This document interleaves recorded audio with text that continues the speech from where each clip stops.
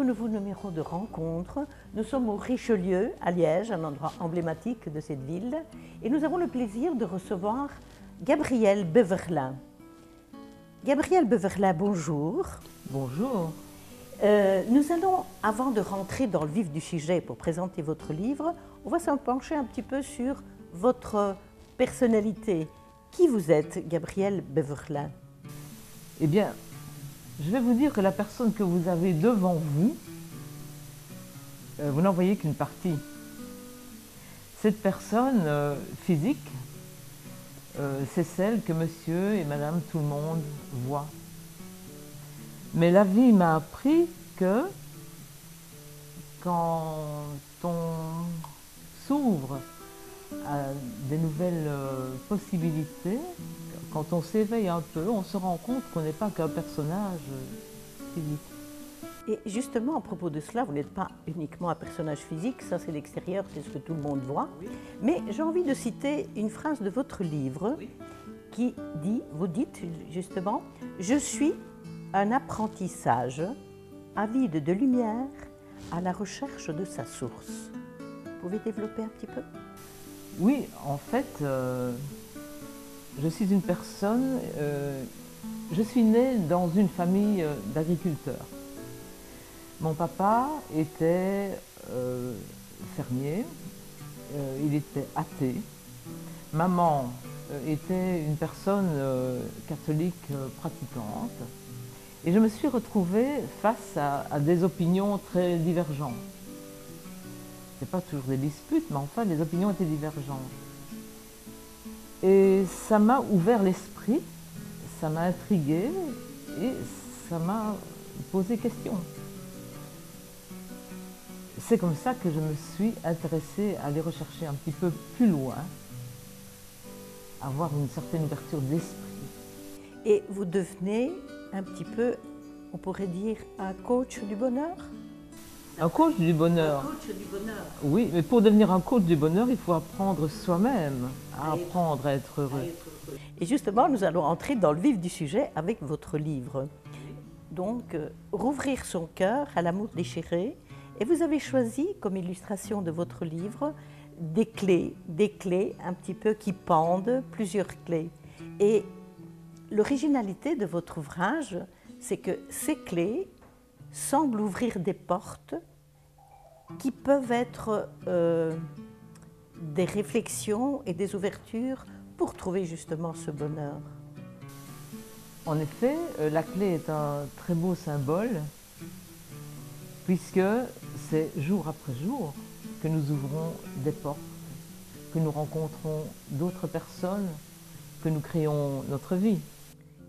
Et justement, ces rencontres sont importantes, comme vous dites, et dans votre livre, vous citez toute une série de cas, d'exemples concrets, en utilisant des personnages un petit peu particuliers, comme par exemple Monsieur Hasard, la fée Intuition, Madame la Sagesse. Donc ce sont toutes des valeurs qui vont permettre à faire une introspection en soi pour trouver la clé. Les clés.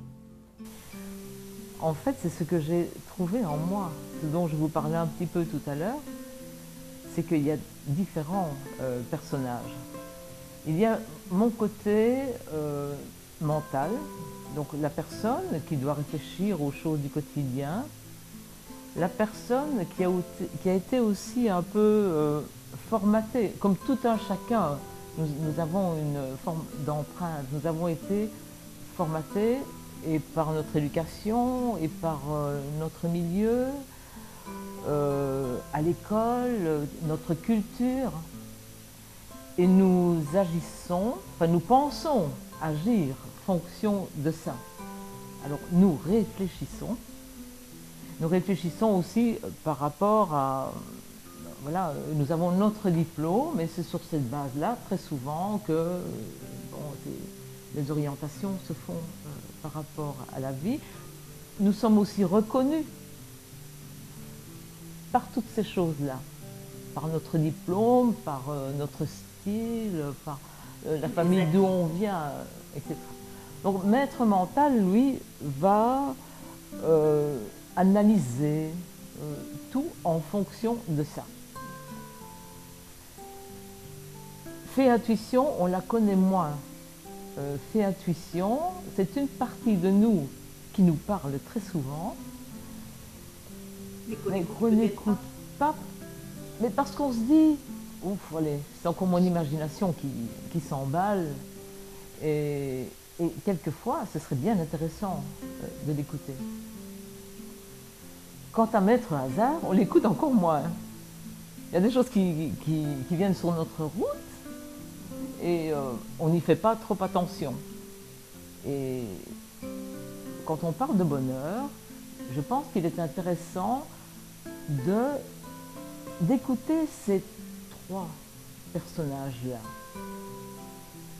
Parce que Maître Mental, j'ai déjà entendu, donc j'ai eu un centre de conférences et de séminaires il y a une quinzaine d'années d'ici.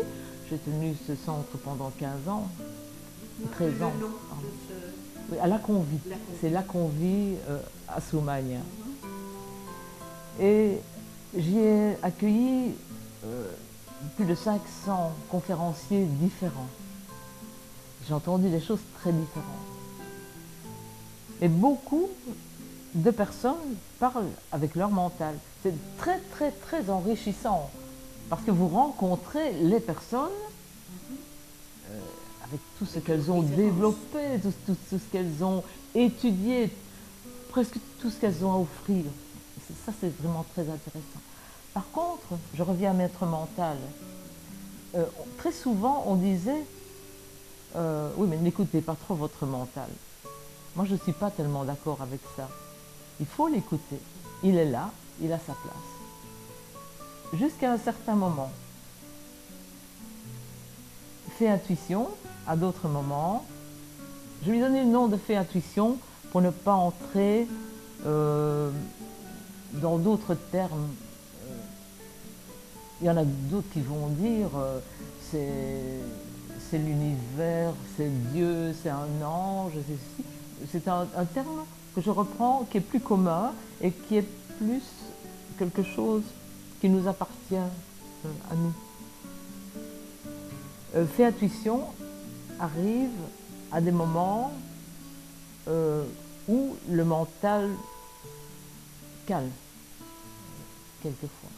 Et en reprenant certaines de vos conclusions, vous donnez aussi des évidences quand vous dites, par exemple, la rencontre amoureuse nous barre la route de l'objectivité, ou encore accepter l'autre tel qu'il est ou le quitter. Je veux dire, ce sont quand même des évidences.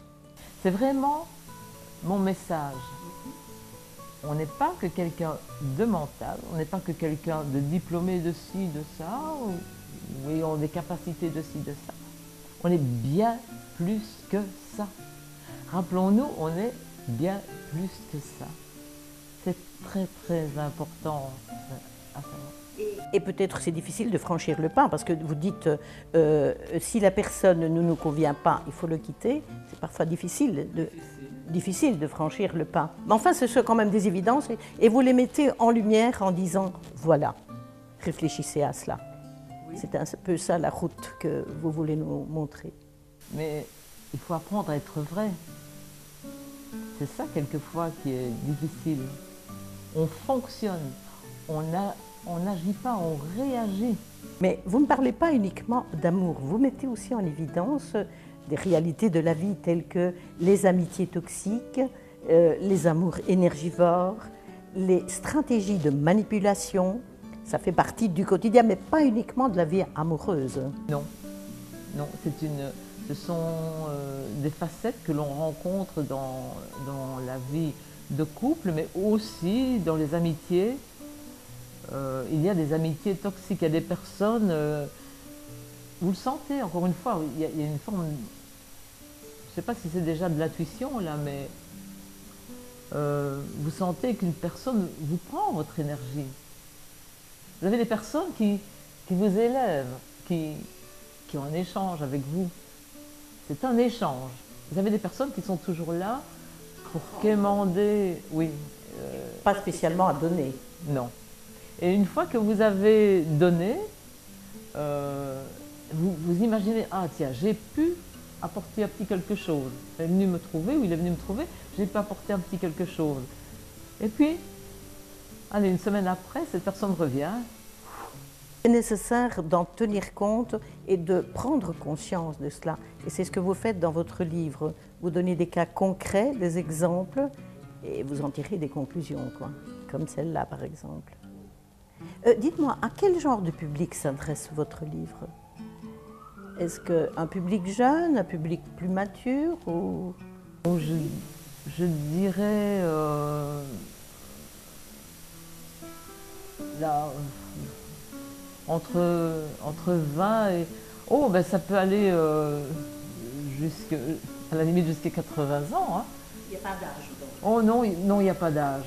Il n'y a pas d'âge parce qu'il ne s'agit pas uniquement de l'amour entre deux personnes, justement, mais de l'amour global.